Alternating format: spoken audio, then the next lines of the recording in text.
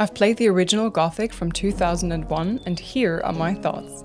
Story. You are a convict who is thrown into the colony, a prison in which inmates are being held captive by a magical barrier, forced to farm ore for the king of Khorinis and his war. You can choose between 3 camps, the old, the new, and the swamp camp. Your goal is to break the barrier and escape into freedom. I absolutely loved the plot. There were some twists that really surprised me and kept me on the edge of my seat. The game is from 2001, so the world map couldn't be enormous. So I adored that said limitation is not only explained and implemented into the story, but basically the whole focus of the plot. Amazing.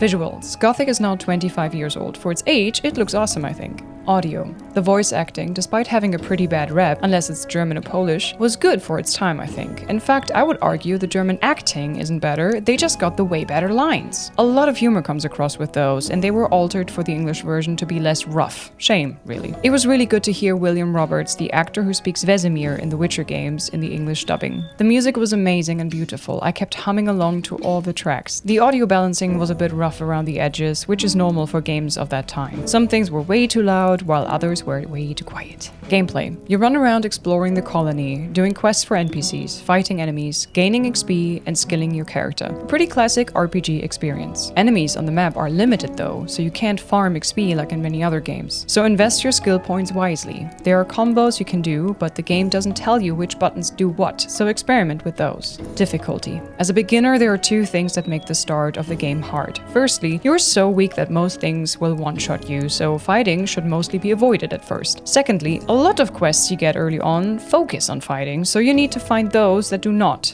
to level up and learn skills. Once you get the hang of the combat, got some combos and skills, the game is relatively easy. Grind. The only thing I could see as grindy is killing all monsters on the map to get as much XP as possible and take the resources to sell for ore. I enjoyed it though.